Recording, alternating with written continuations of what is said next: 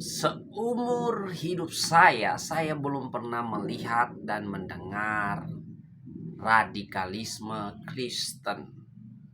Kenapa tidak ada radikalisme dalam kekristenan? Sebelum kita bahas lebih dalam, subscribe channel Pendeta Raymond Mantik, like, dan bagikan kepada teman-teman yang lain, dan bunyikan lonceng notifikasi agar saudara menjadi orang yang pertama menerima konten-konten terbaru dari channel Pendeta Raymond Mantik. Haleluya, saya percaya orang yang mencari kerajaan Allah dan kebenarannya pasti dimerdekakan. Dan orang yang mau belajar jadi murid Tuhan Yesus akan ada di channel Pendeta Raymond Mantik. Nah, saudara-saudaraku yang kekasih dalam Tuhan, baru-baru ini kita dikejutkan dengan adanya peristiwa bom bunuh diri di Bandung.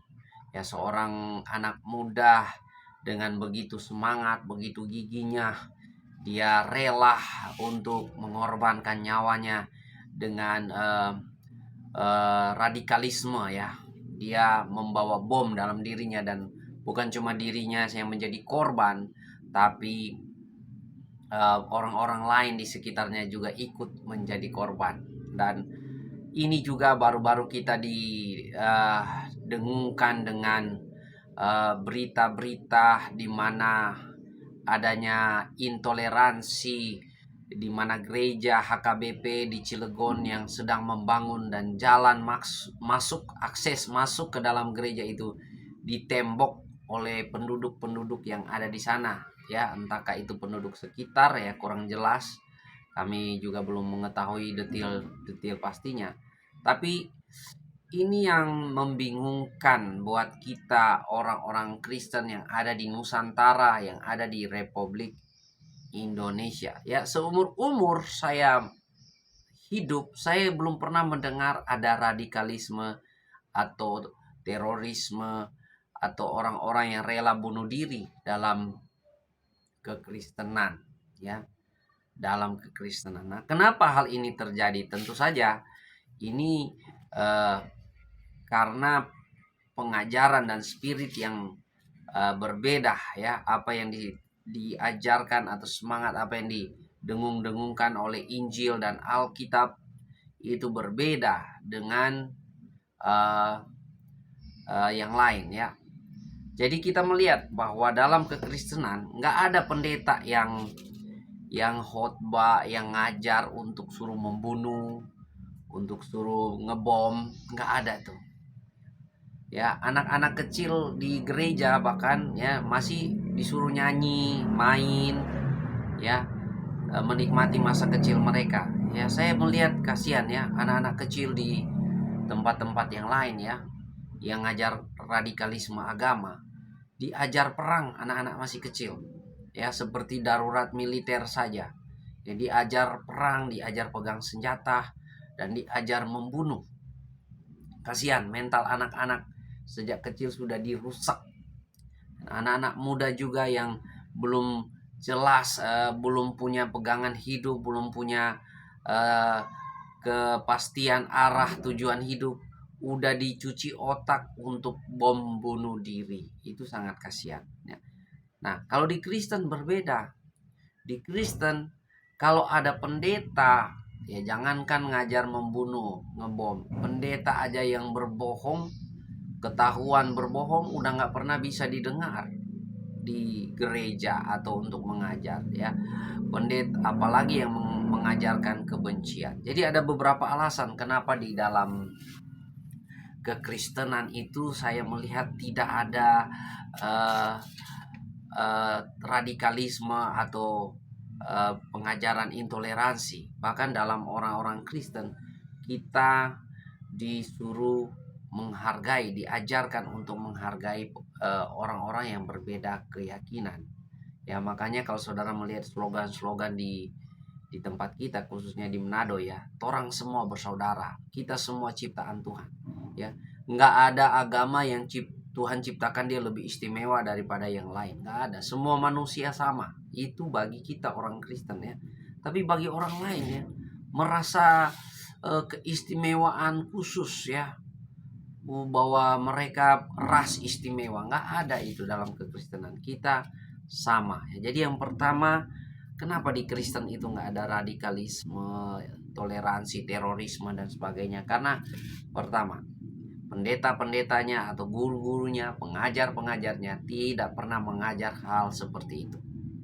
Kalau mereka pun mengajar seperti itu, pasti mereka langsung segera di garis merah ya, atau segera tidak didengarkan oleh jemaat mereka, pasti ditinggalkan. Yang kedua, ajarannya memang berbeda. Ajarannya ya berbeda. Kalau Yesus mengajarkan untuk mengasihi, bahkan musuh pun kita harus mengasihi. Kita harus mendoakan musuh kita ya. Kita harus mengasihi mereka, bahkan kita harus berkorban buat mereka. Itulah spirit dalam Injil. Kenapa di dalam Injil tidak ada radikalisme agama ya, tidak ada spirit untuk membunuh orang yang berbeda keyakinan ya. Seperti saya ini orang Pancasila. Kenapa orang Pancasila? Orang Nusantara. Kenapa? Karena dalam keluarga saya hampir semua agama udah ada dalam keluarga saya ya. Jadi betapa bervariasinya ya, atau betapa kayanya keluarga kita dengan berupa-rupa keyakinan. Namun kita harus saling menghargai satu sama lain. Karena apa? Agama, keyakinan boleh berbeda, tapi hubungan darah, hubungan saudara tak terpisahkan. Itulah yang terjadi. Jadi pendeta-pendeta atau guru-guru, pengajar-pengajar di dalam kekristenan, tidak pernah saya mendengar mereka mengajar untuk perang, untuk membunuh, untuk menghabisi nyawa orang-orang yang tidak seiman. Nggak pernah.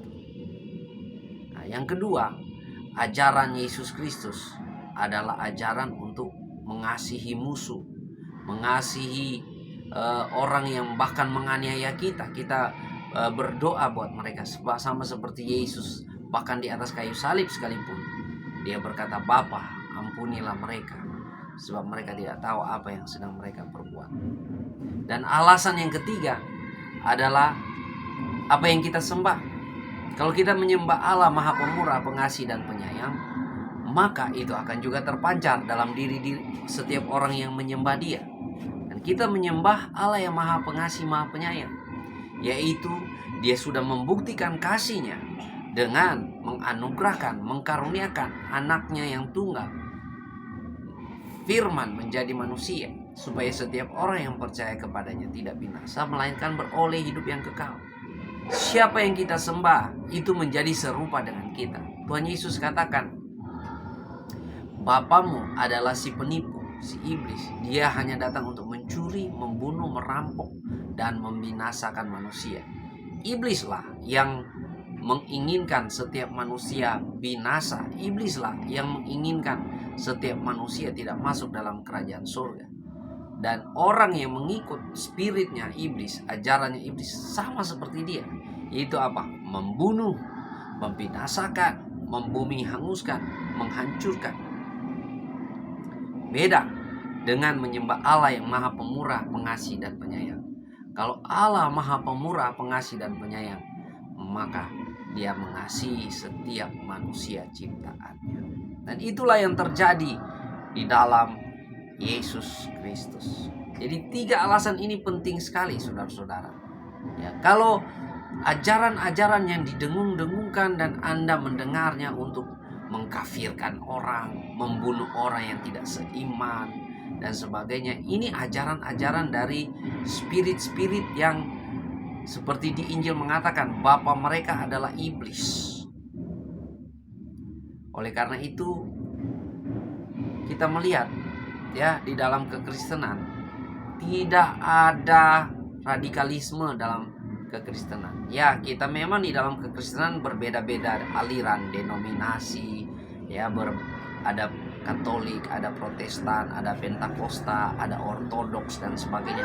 Walaupun kita berbeda-beda aliran, tapi satu iman di dalam Yesus Kristus. Dan walaupun demikian, kita tetap saling menghargai satu sama lain di tengah-tengah berbagai perbedaan yang ada. Jadi inilah yang membuat dalam kekristenan tidak ada radikalisme. Ya, sampai kapanpun tidak akan ada radikalisme. Karena apa? Yang kita sembah adalah Allah yang Maha Pengasih dan Penyayang, dan Dia sudah membuktikan kasih-Nya kepada manusia lewat hadirnya Yesus Kristus, inkarnasi. Firman menjadi manusia, dan Dia menjadi manusia yang hina, bahkan lebih hina lagi, Dia mati di atas kayu salib, mengorbankan dirinya. Namun ingat, Dia bangkit dari antara kematian. Dia mengalahkan kematian, Dia mengalahkan maut itu. Dan Dia naik ke surga, dan Dia akan datang kembali. Jadi yang kita sembah adalah Allah Maha Pemurah, Maha Pengasih dan Penyayang. Makanya orang Kristen pancarannya seperti itu. Inilah yang menyebabkan tidak ada radikalisme dalam kekristenan sampai kapanpun. Tidak akan ada radikalisme. Karena apa? Itu sangat bertolak belakang dengan iman di dalam Yesus Kristus. Dan ingat, di dalam kitab Roma dikatakan kalau kita melakukan segala sesuatu tidak berdasarkan iman di dalam Yesus Kristus, kita sudah berdosa. Wow, ini sangat berat sekali tantangan kita. Dan oleh karena itu, mari kita anak-anak Tuhan, kita tetap doakan bangsa dan negara kita agar segala bentuk radikalisme, intoleransi, ya, diskriminasi dan sebagainya itu dihapuskan. Kiranya ke depan pemerintah bangsa dan negara, pemerintah Republik Indonesia semakin betul-betul mengamalkan Pancasila, sehingga betul-betul keadilan sosial bagi seluruh masyarakat itu betul-betul terjadi. Ya, tidak ada diskriminasi agama, diskriminasi ras di tempat-tempat yang sekalipun berkata mayoritas ini dan mayoritas itu. Haleluya, puji Tuhan. Sekian ulasan kita tentang radikalisme dan intoleransi. Tetap subscribe channel Pendeta Raymond Mantik, like dan bagikan kepada teman-teman yang lain. Dan saya yakin dan percaya orang yang mencari kerajaan Allah dan kebenarannya pasti dimerdekakan. Dan orang yang menjadi murid Tuhan Yesus pasti akan datang di channel Pendeta Raymond Mantik. Tetap semangat, maju terus, ada kuasa di dalam Tuhan Yesus Kristus.